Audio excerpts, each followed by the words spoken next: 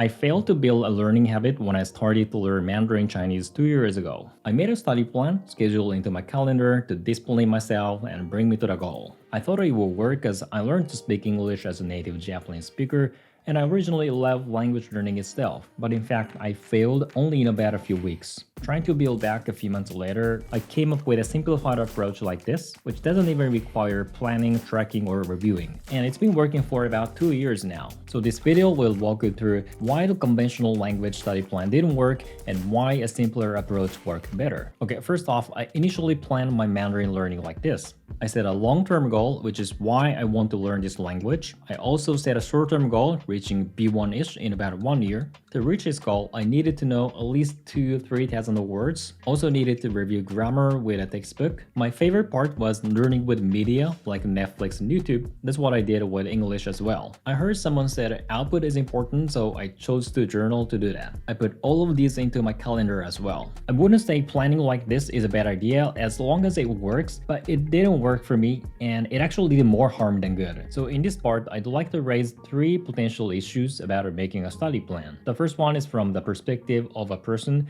who originally loves language learning. The problem was, the moment I made a plan, language learning became like a job, which wasn't comfortable for me. I did the daily task because the plan said so, because I have to. This sense of obligation turned language learning into like a job, which I hope really shouldn't be, and took the fun out of it that I used to have. Because I was born and raised in Japan and acquired English in high school and college, and the way I did was never like forcing myself to do so with a study plan or anything. I was learning only just because I wanted to, and as a result, I was able to keep learning for years and years. So the problem number 1 was the study plan ruined my intrinsic joy in language learning. The second issue is more of a general perspective about productivity or efficiency. I was entrapped with the idea that doing more things and managing them is efficiency. It's not completely wrong, but it just didn't work on my language learning. Like our time for study is generally limited, and doing many different kinds of things will just end up with little progress on each, right? So the problem number 2 was I tried to do and manage everything when I really can't. The last issue is based on years of my own experience. That is, language proficiency never improved as I expected it to. It was the same whether it's English or Chinese. This made me wonder what the point really is in having a plan. The progress of language acquisition I honestly feel is like this. I'm here and my goal is over here. This is the progress I feel. I have no idea and it just needs a lot of time. If my goal is to just memorize like 2,000 words or finish 20 chapters of a textbook, then I can calculate my daily task and make clear steps toward the goal. But the problem is this kind of explicit understanding isn't necessarily aligned with the progress in actual proficiency, like how well I can manipulate this language. It improves very slowly and subconsciously. Now, the progress being uncontrollable, then what is really the point of having a plan? So one of the things I realized over time is I just study every day and see how it goes. That's all I can do. Alright, so the problem number 3 was I didn't think through enough about what it really means to have a plan when the progress is uncontrollable. With these lessons learned, a different approach I made a few months later was to focus on one learning method. Like I said, I like to learn through media like Netflix and YouTube. That's how I originally learned to speak English, and this method feels enjoyable for me. I dedicated my whole study time to this one type of thing. So my study plan was looking like this. I did the same thing every day for 1 or 2 hours during weekdays. Well, it doesn't even look like a plan, but surprisingly this came out with some good results. I didn't just keep learning for about 2 years, but also made huge improvements on my Mandarin Chinese. Now, why this worked?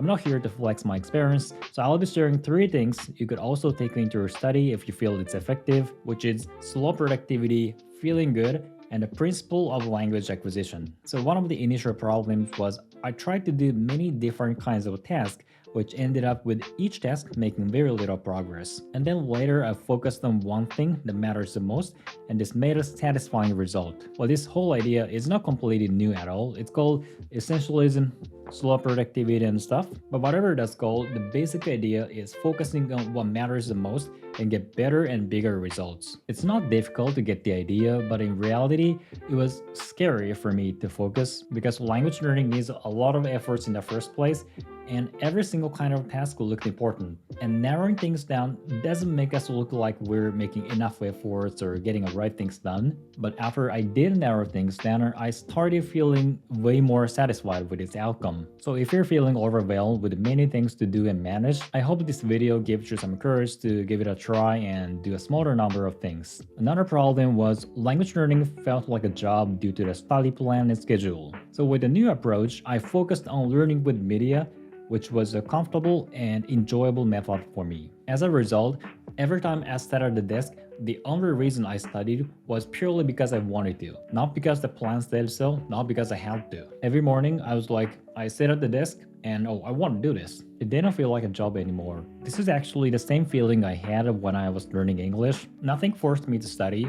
The positive feeling was a drive to keep going forward for many years. This made sense to me when I got to learn the idea of feel-good productivity, which is based on positive psychology. You might know this book because the author is one of the biggest YouTubers. The fundamental idea is feeling good generates an upward spiral. Like we feel good, and that generates energy like focus, inspiration, and motivation, which boosts our productivity, and that makes us feel good all over again. And this whole spiral also enables us to better take in, retain, and integrate more information, which I think is integral to language acquisition because it's a very complex process. I chose the learning method that feels good for me, and this allowed me more focus and motivation, which led to a satisfying result, and it made me feel good all over again. And this whole spiral helped me better process the complex information of the new language. This idea isn't just looking good on paper, it precisely describes how I feel when my study is going well. Alright, so far I've discussed narrowing things down to a comfortable one. Then the last thing to share is it also needs to be effective in terms of language acquisition, and how do we know that? A short answer is to understand in the target language. It's based on years of my own experience and a science thesis as well. I'll be sharing my own example first and then later other potentially possible ways. The way I study with media is like this. I write down a transcript on the left side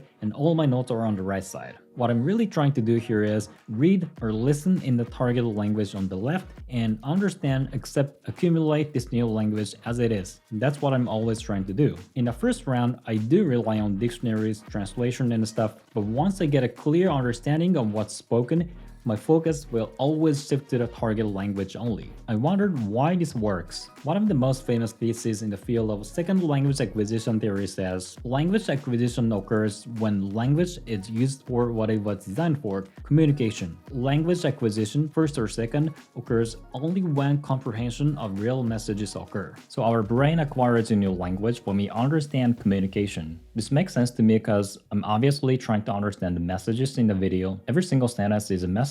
Now, based on this principle, the way I do is not the only way to put this theory into practice. If you like to talk with actual people, that could work as long as you understand what the person you're talking with is talking about. Or if you like to read books, that could also work because they're obviously one type of communication media. I feel this thesis makes sense in that people say different things, but they're all correct. Like when asked what the best way to learn the language is, some people say speak from day one, other people say read many books. I say teach yourself with video content. The best way depends on the person, but we're essentially doing the same thing. Understand communication. And that's how our brain acquires a new language. In my case, I don't feel comfortable trying to speak from day one, so I usually focus on understanding through media, at least in the first year, to build a foundation, which later helps me practice speaking more effectively. If you're interested in how I intensively study with media, these ones would be interesting to watch. Alright, just to quickly sum up the whole video, if you're overwhelming yourself with a study plan, my humble suggestion is you could forget about a plan, narrow things down, do an enjoyable and effective thing for a while and see how it goes. Effectiveness is defined as understanding the communication. You can choose your best way to do it depending on your preference and personality. This way you don't even need to secure time for planning, tracking, and assessing. Alright, that's all I have for today. Like I said, if making a plan helps you discipline yourself, there is no problem with that. But I didn't do well with that, so I just wanted to share my failure and how I turned it into a turnaround. That's the message. I hope this video is helping somebody in the world. Thanks for watching and see you next time.